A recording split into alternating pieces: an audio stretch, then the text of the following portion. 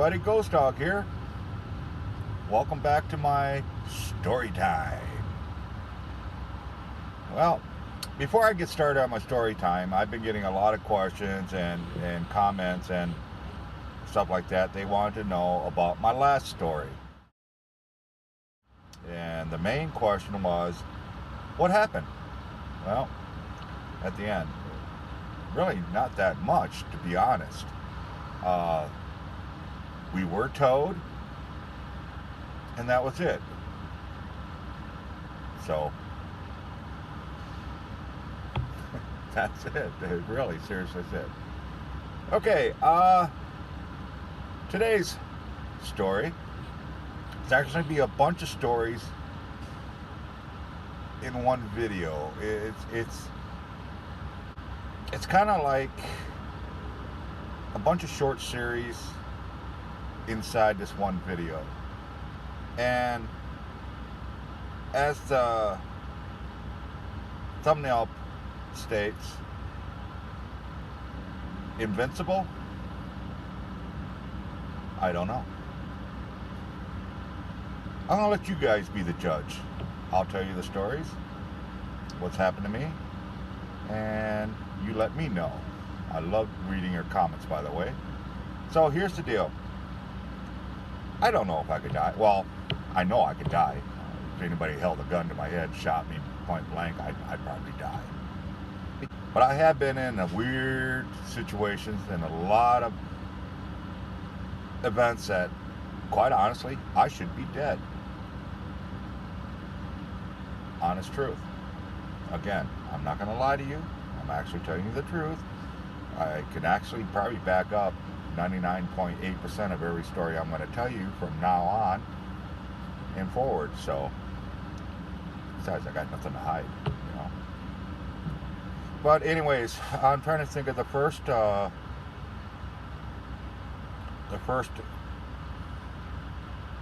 I should have been dead. I guess you could say I was, actually it was kind of like right after that accident when we were hit by that stranger.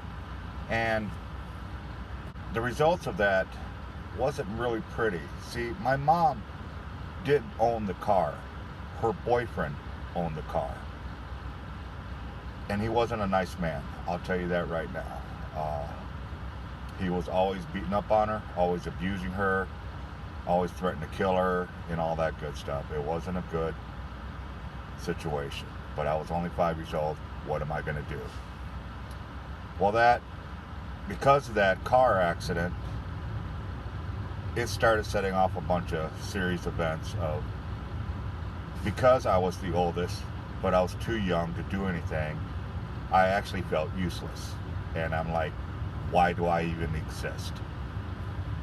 So I basically wanted to punch out. And basically it started when I was 5 years old. Now, the first time I ever tried it, I was in my bedroom, and in my bedroom we have these oak framed windows, really, really heavy windows, and they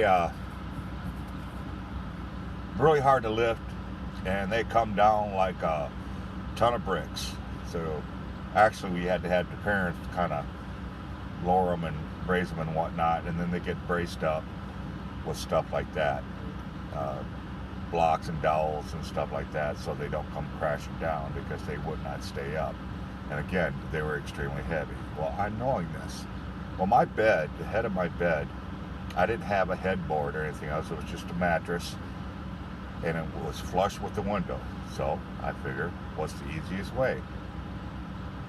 I managed to get the window lifted up, and I remember lifting it up like this, and I put my neck right across the seal where the window will come down. And I figured, okay, best way I'm going to do this. Took a deep breath. I'll let the window go. Nothing happened. The window stayed, it just stayed there. It didn't move, it didn't jerk, it didn't do nothing. I actually reached up and tried pulling on it, and it would not pull down. Again, I'm not going to fill you with a bunch of BS stories. I'm just going to tell you straight out exactly what happened. You form your own opinions and we'll go from there. So, back to the story. I tried to pull this window down and it would not pull. And I actually got more frustrated. I started crying and whatnot because the window would not slam down on my neck and decapitate me or whatever it would have done. And I remember I got so mad that I pulled out from out under the window and got turned around and was getting ready to put my hands on it, and the window come boom, exactly what it should have done. And it came down so hard it cracked the window, and I got my butt kicked for that. Now that's one. I'm trying to think of a couple other things. Well, because that attempt failed, after I got ungrounded and whatnot, I figure, what's another way? So I decided to run away. And I did. I ran away. Middle of the night one night. Didn't tell anybody. Snuck out and went to the railroad tracks. Now, this railroad tracks, you can hear it. We were only about 2 blocks away, so you could definitely hear the train always come by late at night. And I figure I'd give it a shot. So I went to the track, snuck over there, middle of the night, all by myself. Again, I'm about 5 years old. Went over, lay down the tracks, kind of had an idea when the train was coming. And I'm laying there, waiting.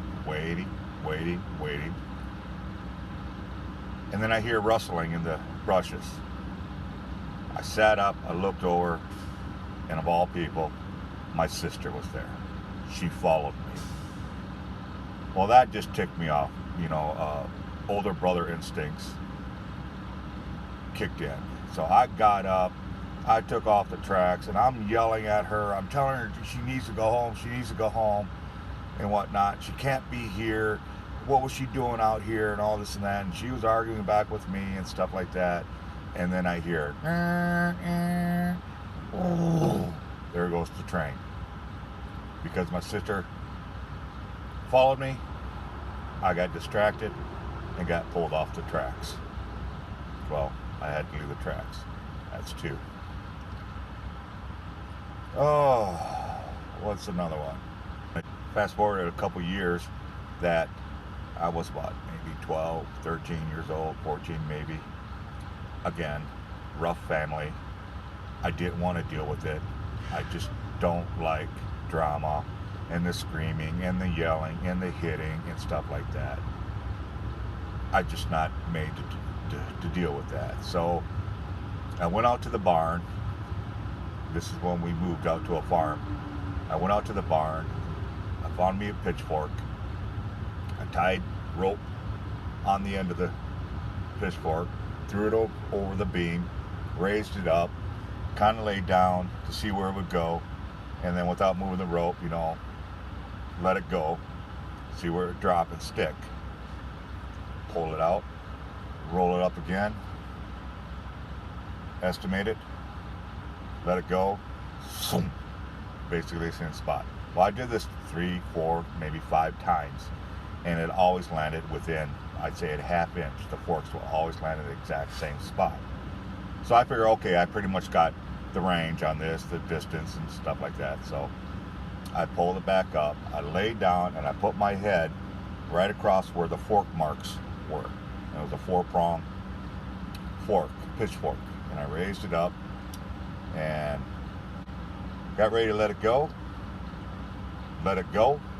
just like that. And who walks in the door? My other sister. Not the same sister before, my other sister. Yes, I have 4 sisters. She walks in, yelling for me. I get mad again. What was she doing there? So I sat up, and just as I'm sitting up, I feel the forks just graze the back of my head.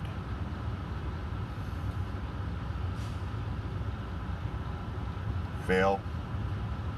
Attempt number 3. I didn't know what was going on. I just,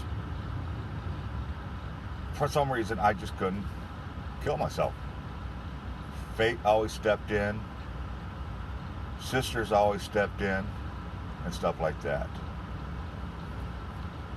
Another time, I remember I was playing with the 22. My dad's long rifle 22. Now, I really don't remember how old I was. I think I was 15, 16 years old when this had happened. And again, same situation, rough family, didn't want to do with it. So I figured the easiest way to do was, blow my brains out.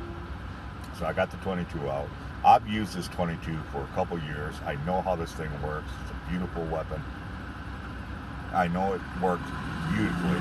Nothing wrong with it. Never jammed. Nothing. I went in there. I stuck the bullet in there. Cocked it. Made sure everything was good. I remember sitting on the couch, putting it up there, had it right here, figured the 22 would go straight up, right into my brain, and that'd be it. And reached down, got ready, pulled the trigger, nothing happened. Pulled the trigger again, nothing happened. Pissed me the frick off. No sisters this time. The gun just wouldn't go off. So I got mad. I turned around, turned the weapon around, had it downwards, and then as soon as I put it down, didn't even have the finger in the trigger, just put it down, boom! I'd say that far away from my toe, it went off. Again, God is my witness, that really happened. So what was that? Attempt number 4. Now, the other ones, I wasn't really trying to kill myself, but I should have been dead. I was adventurous, climbing anything and everything. I remember one time I climbed up on a train trestle. It was on the outside. Now, I don't know if you guys can understand exactly how this goes, but imagine a wall like this, and then a little ledge. And we're talking the ledge is no more maybe 4 inches long. And the wall was about 6 feet tall, and then that's where the railroad tracks was. Now, between each panel on the outside, the steel panels, about 10, 15 feet were little ledges that stuck out, like the footing is stuck out about 4 inches. So when you crawled the outside, you literally was Spider-Man position up against the planes, and if you wanted to keep going, you had to let go of everything, and you were literally 4 inches of ledging for your feet, about 40, 50 feet above the river, which was rapids, rocks, and everything else. And I remember going across, and right in the middle, when I couldn't reach anything to my left or right, I'm plastered up against this steel plate. Again, 4-inch ledge. My feet are 2/3 off the footing, and guess what comes rolling across the tracks? I felt it coming. I couldn't move, and then all of a sudden the bridge just started doing this. You can imagine what it must have been like. I wasn't really trying to kill myself, but I remember I was just holding on, praying, oh Jesus, oh God, please, oh, I'm gonna fall. I'm just shaking and rocking, and you could imagine what it must have been like. And I was, and that train just kept coming and coming and coming and coming. It would not stop. Well, after about 5-10 minutes, it finally passed by. I'm still on this thing. I shimmy over to the right, all the way back to where I started, got over there, sat down, and started crying. I could not believe I just did that. I was so stupid. So I guess that's 5.